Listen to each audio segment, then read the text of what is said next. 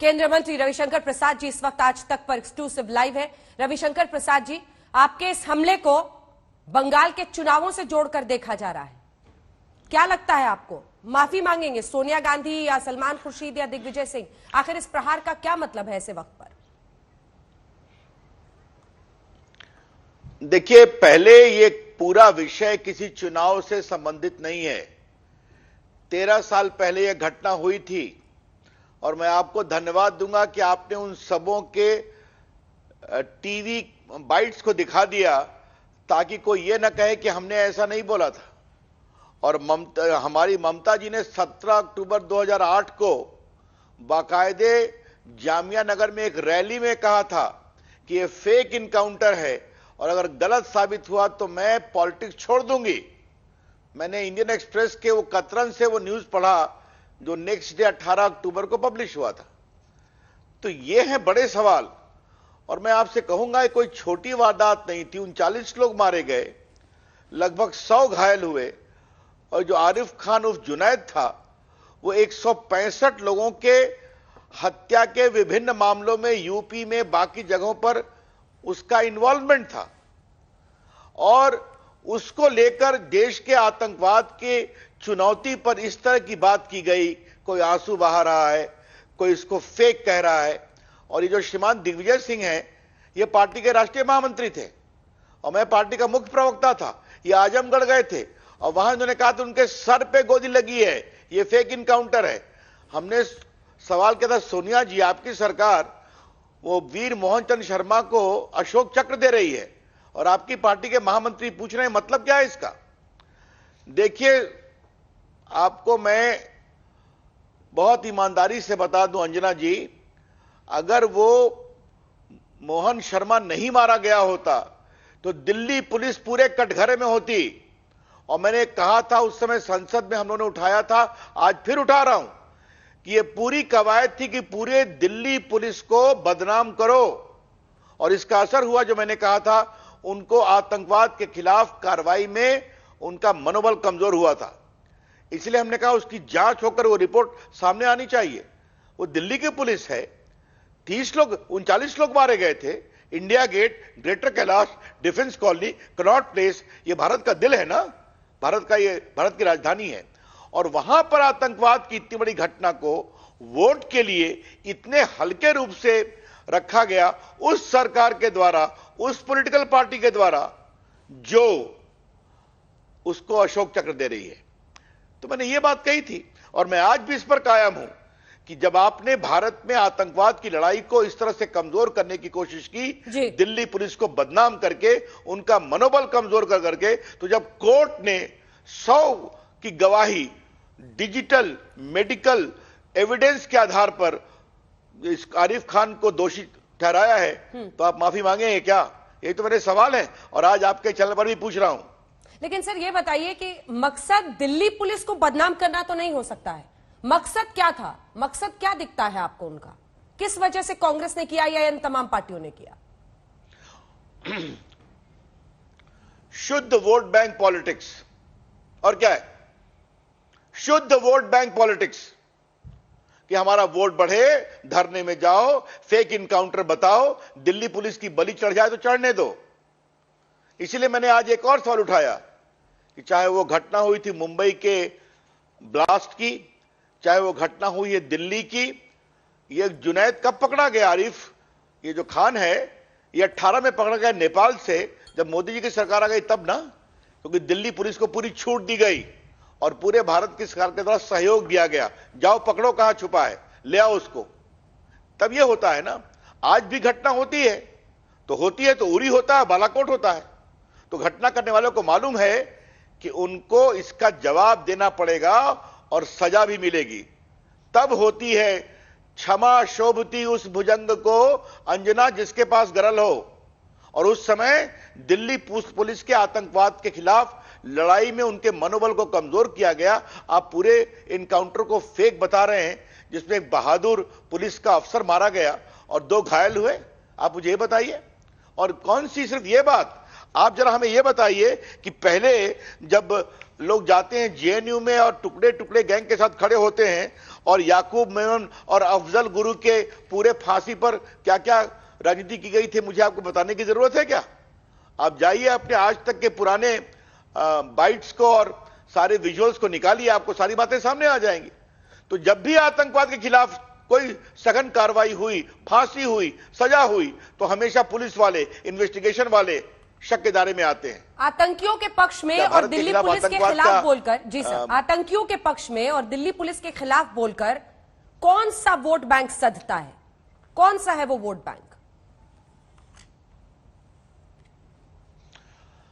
अब मुझे अंजना ओम कश्यप ऐसे वरिष्ठ टीवी संपादक को बताने की जरूरत है क्या? देश का बच्चा बच्चा जानता है कि वोट बैंक क्या होता है, क्यों होता है। मैं कभी आतंकवाद कोई भी हो, हिंदू मारे गए, मुसलमान मारे गए, वो सभी आतंकवाद के पीड़ित है। क्या आतंकवाद के कारण मुस्लिम नहीं मारे जाते हैं क्या? हिंदू नहीं मारे जाते हैं क्या? बिल्कुल है। लेकिन आपने पूछा कौन, तो मैं आपसे एक बात उठाऊंगा। एक बहुत बड़ा बहादुर सेकंड लेफ्टिनेंट था कश्मीर का, जो सेना में था, अपने ममेरे भाई की शादी में गया था, वो मारा गया था, उसको उठा के ले गए थे बारात से, याद है ना आपको?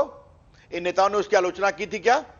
वो एक औरंगजेब कश्मीर पुलिस राइफल्स का एक बहुत बड़ा जवान था, उसको उठा के मारा गया था। इन लोगों ने उसके बारे में कुछ बात कही थी क्या?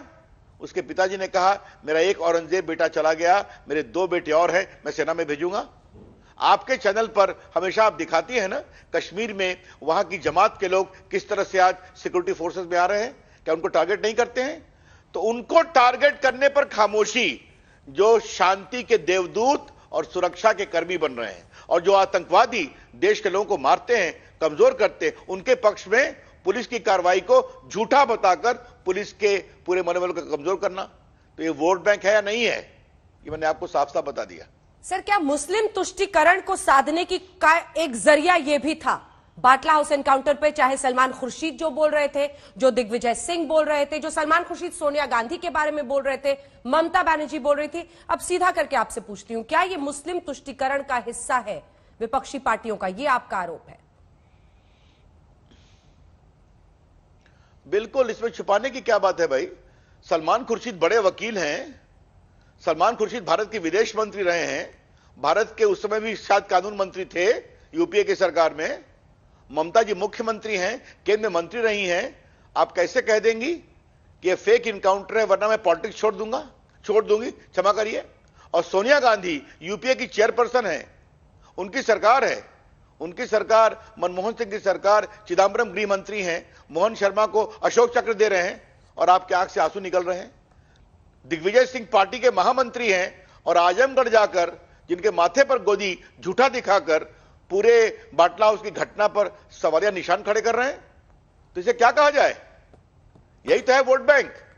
अब तो और ये सभी लोग, अंजना मार्क माय वर्ड, ये सभी लोग नहीं, ये सभी लोग जब कश्मीर में मुस्लिम समाज के बहादुर सुरक्षाकर्मी आतंकवादियों के द्वारा बिल्कुल निशंस रूप से हत्या होती है, अपने भाई की शादी में गया है, तो खामोश रहते हैं।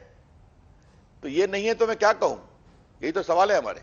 लेकिन आरोप ये लग रहा है कि बीजेपी इसके जरिए ध्रुवीकरण करना चाहती है। इसीलिए केंद्रीय मंत्री और वो भी कानून मंत्री जब आप आते हैं प्रेस कॉन्फ्रेंस करने, तो बीजेपी चाहती है कि वजनदार तरीके से किसी मुद्दे को उठाया जाए। आरोप यह है कि क्या बीजेपी और सरकार अब इसके जरिए ध्रुवीकरण करना चाह रही है बंगाल में, इसीलिए आपके जरिए ये बातें कही जा रही है। पहली बात मैं साफ कर दूं कि मैं वहां पार्टी के फोरम से गया था। मैं देश का मंत्री हूं, लेकिन पार्टी का एक कार्यकर्ता भी हूं, पार्टी का प्रवक्ता, मुख्य प्रवक्ता भी रहा हूं, आप जानती हैं। और मेरा अधिकार है कि पार्टी की ओर से महत्वपूर्ण बातें उठाई जाए। अब कोई नई बातें नहीं है, हमारे कई मंत्री कल उठाते कि नहीं उठाते। मैंने तो दर्जनों बार उठाया है, दर्जनों क्या सैकड़ों बार उठाया है पार्टी के फोरम से। 10 साल में पार्टी का प्रवक्ता, मुख्य प्रवक्ता रहा हूं, तो क्यों नहीं करूंगा? यह मेरा अधिकार है। देश के सामने बातें क्यों नहीं आनी चाहिए? और आज जब ममता जी एक सुरक्षित बंगाल की बात करती हैं, जब ममता जी सभी वर्गों को एक आंखों से देखने की बात करती हैं, तो उनके इस अतीत के सवाल को आज क्यों नहीं उठाया जाए? जब आरिफ खान, जिसने एक बहादुर पुलिस इंस्पेक्टर की हत्या की, उस पर आपने कहा था यह झूठा इनकाउंटर है। जो इनकाउंटर आतंकवादियों के खिलाफ देश को बचाने के लिए किया गया था, और बलिदान दिया था मोहन शर्मा ने, क्यों नहीं उठाया जाए? उठना चाहिए और उनको याद करना चाहिए कि आप इस तरह का स्टेटमेंट देती हैं जिसका कोई बंगाल से मतलब नहीं है। तो आज जब ये कोर्ट का फैसला गवाही के बाद हुआ है तो आपसे सवाल पूछेंगे। आपने कहा था कि मैं अगर ये फेक इनकाउंटर नहीं हुआ तो मैं राजनीति छोड़ दूंगी, मैंने पढ़ा ना आपको। तो ये सवाल तो उठना चाहिए ना। ममता लाजमी है बनर्जी नहीं तो है, सर ये चुनाव है, तो चुनाव में नेता सर ममता बनर्जी तो और जबरदस्त तरीके से नंदीग्राम से आज ललकार रही हैं बीजेपी को, और वो लगातार कह रही हैं वो करेंगी यहां खेला होबे। पीएम चाहे जितना भी बोले कि खेला खत्म, वो कह रही खेला होबे, हर जगह कह रही हैं। अब उनका ये अर्थ है कि आप सियासी मैदान में उतरे हैं तो खेल अच्छा होगा, आप 11 फील्ड बैट्समैन उतारिए, आपको जितने प्लेयर्स उतारने उतारिए, उधर से बस वो अकेले आएंगी और पूरा सफाया कर देंगे। ऐसा है। अब वो क्या बोलती हैं, मुझे उनके शब्दों से आप ना टकराइए। चुनाव में उसका जवाब लोग दे रहे हैं और हमने उतने ही प्रभावी शुभेंदु जी को वहां से उतारा है। और जो उनका बहुत आत्मविश्वास से दावा है कि ममता जी को हम हराएंगे, वो चुनाव में देखा जाएगा। लेकिन आज अगर ममता जी पूरे बंगाल में शांति की बात करती हैं, विभेद रहित समाज की बात करती हैं, तो आज जब कोर्ट, देखिए मैंने पहले नहीं उठाया था, इस बात को आप समझिए। आज जब भारत के लीगल प्रोसेस से कोर्ट ने इस पूरे ट्रायल में आतंकवाद के हमले का संज्ञान लिया है कि it was a terrorist act, इतने लोग मारे गए, और 100 लोग की गवाही, डिजिटल गवाही के बाद, मेडिकल गवाही के बाद इस पूरे ट्रायल में उनके आरोप को सही पाया है, जो व्यक्ति भागा हुआ था। और ऐसे गंभीर आतंकवाद के मामले पर ममता जी ने कहा था यह बाटला हाउस का झूठा इनकाउंटर है, मैं देश की राजनीति से संन्यास ले लूंगी अगर यह सही साबित हुआ तो आज तो वो सही साबित हो गया ना कोर्ट से। मैं तो नहीं कह रहा हूं ना, ये लॉ मिनिस्टर तो नहीं कह रहा है, ये बीजेपी का कोई वर्कर तो नहीं कह रहा है, ये भारत की कोर्ट कर रही है ट्रायल के बाद, 13 साल के बाद। तो ये तो सवाल उठेगा ना कि 17 अक्टूबर 2008 को बाटला हाउस के सामने पब्लिक मीटिंग में जो आपने हुंकार भरी थी कि बाटला हाउस का इनकाउंटर झूठा था, अगर एक गलत साबित हुआ तो मैं संन्यास ले लूंगी। तो ममता जी, एक कोर्ट ने एविडेंस के बाद इसे सही पाया है कि यह हमला हुआ था। अब आप बताइए, आपको अपने अतीत का स्टेटमेंट याद है कि नहीं? हम तो याद दिलाएंगे आपको। सर अगला सवाल आपसे इसलिए पूछ रही हूं क्योंकि आप रामलला के वकील रहे हैं और आपकी पार्टी जय श्री राम का नारा लगाती है।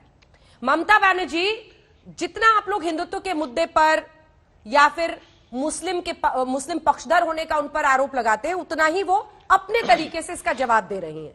मैं उनके शब्दों में आपको नहीं बजा रही हूं, लेकिन बस सामने कह रही हूं कि उन्होंने कहा मैं जय श्री राम नहीं बोलूंगी जो बीजेपी जबरदस्ती बुलवाती है, मैं जय सिया राम बोलूंगी, मैं हरे कृष्ण बोलूंगी। और ये वो हर जगह दुर्गा स्तुति के पाठ के साथ आज उन्होंने नंदीग्राम में शुरुआत की है। आपकी स्ट्रैटेजी पर उनकी काउंटर स्ट्रैटेजी। सर बड़ा आश्चर्य लग रहा है अंजना जी कि आजकल ममता जी सरस्वती पूजा कर रही हैं, दुर्गा स्तुति का पाठ कर रही हैं। अच्छा लग रहा है देख कर। ये वही ममता जी हैं जिनके राज में दुर्गा माता की मूर्ति के भसान के लिए कोर्ट से परमिशन लेने की मजबूरी थी। ये वही ममता जी हैं जहां हनुमान जयंती पर आयोजकों को लाठी खानी पड़ी थी, याद है ना? ये वही ममता जी हैं जहां सरस्वती पूजा करने पर मनाही थी। और आज वो अगर दुर्गा जी का पाठ करके अपना नामांकन भर रही हैं तो रविशंकर प्रसाद के चेहरे पर मुस्कुराहट है। ये तो लग रहा है उनको भी दबाव आ रहा है।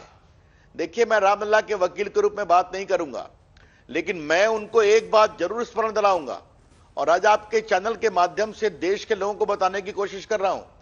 सुप्रीम कोर्ट के जो 5 जजेस का फैसला है उसके 3 बिंदु को याद रखिए। ममता जी, अरे अंजना जी क्षमा करिए, आप क्या लिखा है सुप्रीम कोर्ट ने? बाबरी मस्जिद बनने के बाद भी मुस्लिम पक्ष के द्वारा ऐसा कोई सबूत नहीं पेश किया गया कि वो बाबरी मस्जिद के एकमात्र नियंत्रण कंट्रोल में थे। नंबर 2, बाबरी मस्जिद बनने के बाद भी हिंदुओं का विश्वास कभी नहीं डोला कि यह प्रभु राम का जन्म स्थान है। वहां जाकर वो नमन करते थे, वेदी पर प्रणाम करते थे। और तीसरा, आर्कियोलॉजिकल सर्वे ऑफ इंडिया के खोज से स्पष्ट है कि बाबरी मस्जिद एक हिंदू मंदिर की बुनियाद पर बनी थी। यही तो मेरा इलाहाबाद में मैंने बहस किया था, फिर वो कानून मंत्री था, सुप्रीम कोर्ट ने 5 जजेस ने साबित कर दिया। तो इसके लिए इतनी लड़ाई क्यों हुई थी? क्या क्या इन लोगों ने कहा था राम जन्मभूमि के बारे में कि आप लोग बजरंगी लोग, एक भी सबूत नहीं है, देश का माहौल खराब कर रहे हो। लेकिन प्रभु राम की मर्यादा के अनुरूप कोर्ट से फैसला हुआ, तब उस पर वो क्या रिएक्ट करती हैं, गाड़ी रोक के किसको डांटती हैं, जय श्री राम। उनको जय श्री राम सुन के इतनी क्यों परेशानी हो जाती है? अंजना जी, जय श्री राम तो भारत के गांव गांव का अभिनंदन का प्रतीक है। सर, जय श्री राम में क्या प्रॉब्लम है? इसके लिए क्या परेशानी है? लेकिन आज वो कोई प्रॉब्लम नहीं है। लेकिन अगर जय श्री राम पर उनको जय सिया राम और जय श्री कृष्ण बोलना पड़ा, तो ममता जी को भी समझ में आ रहा है कि हवा किधर बह रही है। यह मैं आपसे कह रहा हूं, चाहे वो जय श्री राम हो, चाहे जय सिया राम हो, चाहे जय श्री कृष्ण हो, चाहे जय हनुमान हो, चाहे जय मां दुर्गा हो, जय मां काली हो, यही तो है भारत की विविधता। क्यों नहीं है? होनी भी चाहिए ना।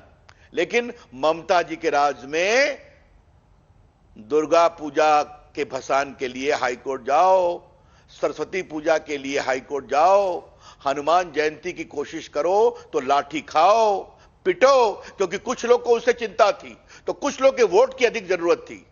ये थी सियासत। और आज अगर वो पूजा कर रही है तो अच्छी बात है। आपने कहा ममता जी को भी पता चल गया है कि हवा किस ओर बह रही है। गया। कोई भी जो राजनेता होता है वो हवा किधर बह रही है ये समझता है, भांप लेता है, तभी आगे बढ़ पाता है।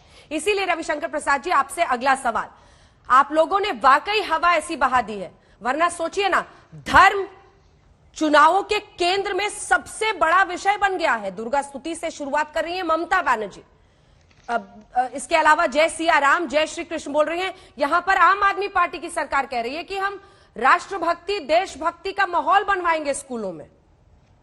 आपने यहां हिंदुस्तान की पॉलिटिक्स की धुरी में अब धर्म, देशभक्ति, राष्ट्रवाद को कुछ ऐसा डाला है कि अब सारी पार्टियां ये समझ गई है कि यहीं से सत्ता का रास्ता निकलेगा और आपको परास्त करने का भी यही रणनीति होगी जो आपने अभी तक अपनाई है। देखिए अंजना जी, आपने देश की सियासत को बहुत लंबे समय से देखा है एक वरिष्ठ पत्रकार के रूप में। ये इसे कहते हैं टेक्टोनिक शिफ्ट।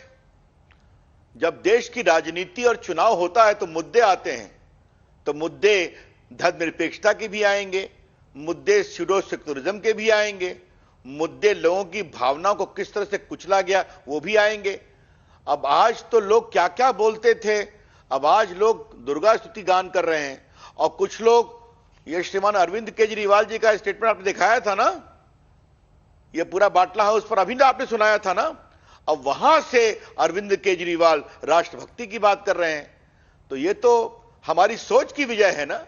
हमने हमेशा इन लोग को ललकारा था कि आप लोग देश की मुख्य मिट्टी से कटे हुए हो, क्योंकि देश सुरक्षा पर कॉम्प्रोमाइज नहीं करता, उन्होंने रियलाइज किया। लेकिन देश के लोग सही और नकली लोगों में फर्क करना भी जानते हैं।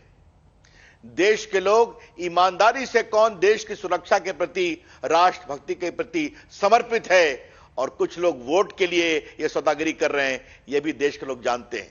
देश के लोगों को फैसला करें दीजिए ना, हाँ करें दीजिए। बहुत बहुत धन्यवाद आपका रविशंकर प्रसाद जी, केंद्रीय मंत्री आज तक पर आने के लिए, हमारे तमाम सवालों का जवाब देने के लिए। धन्यवाद सर। बहुत बहुत धन्यवाद।